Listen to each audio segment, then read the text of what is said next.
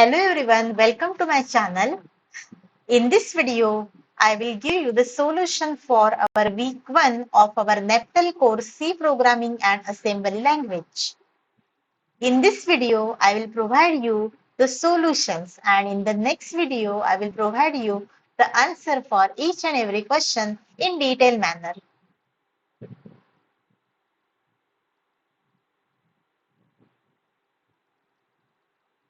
So answer for the first question is option D. For second question, the option is C and D, that is sign flag and zero flag. This flag will be set after executing this instruction. In the third question, they are asking for the true and false, and they are given these two codes, and after executing these two codes, the value of CL will be same in both of the cases. So answer for the question is true. Then in that fourth question, we have to find out the value of your DL register. And after executing this 4 instruction, the value of our DL is in decimal, that is 1.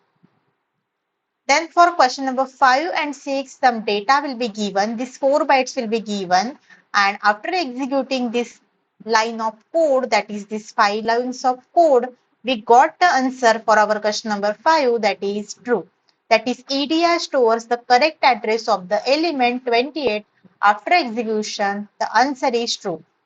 Then after executing this 5 statement, what is the value of our ECX register? That is 4. So here the counter will be decremented, and it will be decremented by 4, and 8 minus 4 is nothing but 4. In the seventh question, the array data, that is for address array 1 and the data array 1, address array 2 and the data array 2, that is given, and there are some segment register values are also given in that example. So we have total 4 segments in our 8086 microprocessor. So we are using here the extended code segment, extended data segment, extended stack segment, and extended extra segment, and our AX and the base pointer register. This is also extended registers are available. So the previous values are given, and whenever we are executing this set of code, then we have to find out what will be the array contents will be updated. So the answer for this question is C. Now in question number 8, they are asking for what is the type of addressing mode. So content will be given, and we have to identify what is the addressing mode for this question. So here the type of addressing mode is indirect with offset addressing mode. So here the address of value will be accessed indirectly, and the address will be not given in that particular instruction. So that we cannot write it as register direct, immediate, or direct addressing mode. We can say that it is called as the indirect with offset addressing mode.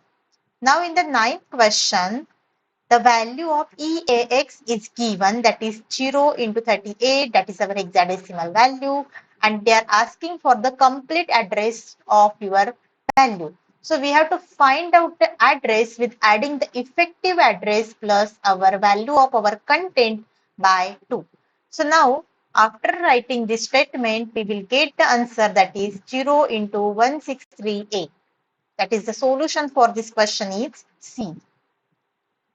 Now, in the 10th and 11th question, the content of matter will be given, and based on that, we have to find out which pointer will be set. So, there are two pointers, that is base pointer and the stack pointer. For the A, the base pointer will be selected, and for the B, the stack pointer will be selected. Now, for 11th question, they are asking for whenever we are executing this return instruction, then this is the value for our return. So we can write it anytime, that is n is equal to 10, 10, 12. N number we can write after this return instruction. So here, whenever we are using this return instruction, that time our counter will be decremented, and it decrements the n from stack pointer, as well as it pop up the top of the stack into our instruction pointer, that is called as the extended instruction pointer. So this B and C option is correct. The data bus is bidirectional bus and the address bus is unidirectional bus. So there are three types of buses in our 8086 microprocessor. That is data bus, control bus and the address bus. So address bus is always unidirectional and the data bus is always bidirectional. So the option is true. In the question number 13, the value of registers will be given as well as the stack pointer and the stack segment value is also given. We have to identify based on this push and pop instruction what will be the address of our stack pointer. After executing all this instruction, your stack pointer will be set to 0 into F610H location. So the option for the answer is A. Now in the question number 14, they are asking for the compare S instruction, move SB instruction, push and the pop instruction. So the correct option is B and D. So in case of move SB instruction, it copies the data within the data segment and our pop instruction will remove the data from the stack segment. So the correct answer is B and D. So we have seen here the answer for our week 1 solution. So in the next video, I will provide you the solution for each and every question in detailed manner. Thank you.